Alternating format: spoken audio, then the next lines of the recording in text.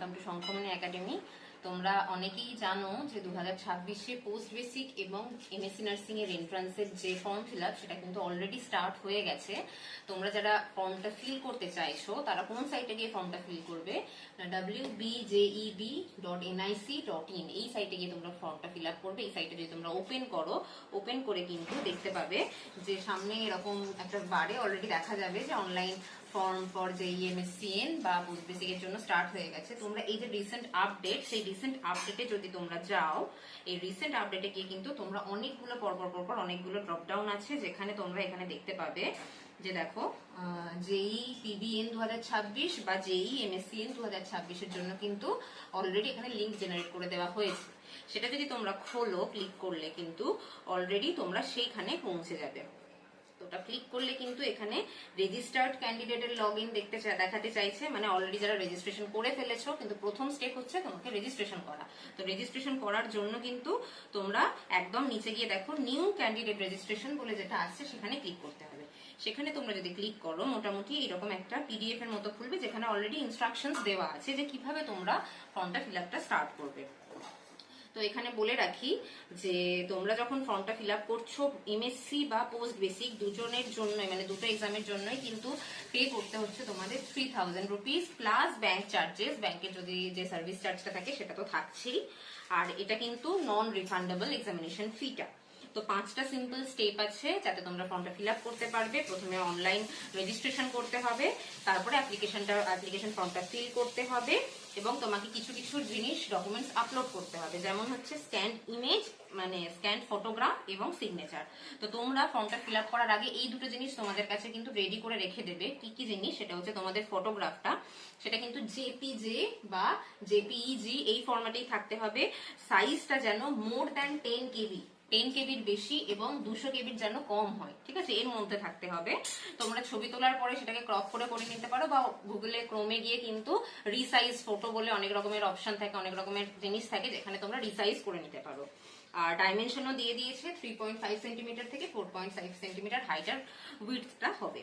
তো এটা হয়ে গেল ফটোগ্রাফ। আর সিগনেচারটাও কিন্তু JPG বা JPEG ফরম্যাটেই থাকবে, এবং এর সাইজটাও মোর দেন 4 কেবি থেকে লেস দেন 30 কেবির মধ্যে থাকবে।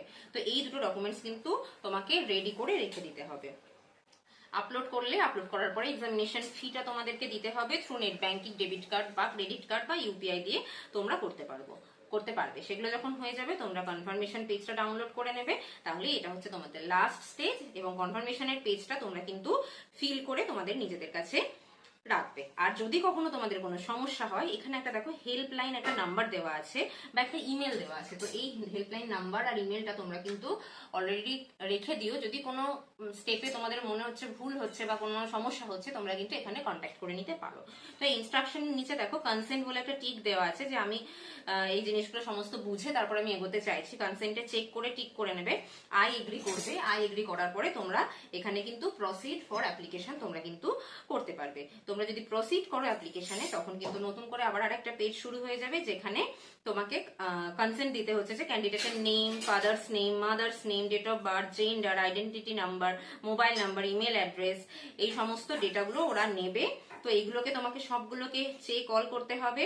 চেক অল করলে সমস্ত টিক হয়ে যাবে। টিক হয়ে যাওয়ার পরে একদম শেষে তোমার আছে আই এগ্রি করার পরে কিন্তু তোমরা এরপর এটাকে সেভ করে পরবর্তী স্টেজ যেটা আছে রেজিস্ট্রেশন ফর্ম, সেখানে আসতে পারবে, যেখানে পার্সোনাল ডিটেলস যেমন হচ্ছে ক্যান্ডিডেটের নাম, father's name, mother's name, date of birth, এগুলো অলরেডি দেওয়া আছে, মানে তোমাকে ফিল করতে হবে। Gender, identification type, identification number, contact details, এগুলো সমস্ত করে তুমি কিন্তু একটা পাসওয়ার্ড সিলেক্ট করবে এবং পাসওয়ার্ডটাকে কনফার্ম করবে।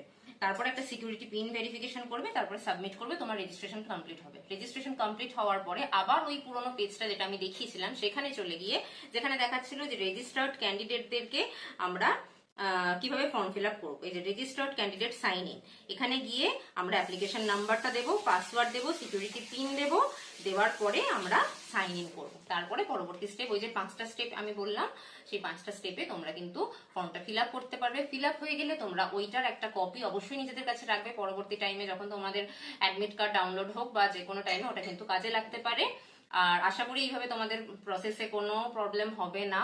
যদি কোনো প্রবলেম হয় ওখানে টোল ফ্রি নাম্বার দেওয়া আছে, ইমেল আইডি দেওয়া আছে, সেগুলোকে কন্ট্যাক্ট করো আর ভালো করে প্রিপারেশন নাও আর পড়াশোনা করে এই বছরের এক্সামটা তোমরা ক্র্যাক করো। Thank you.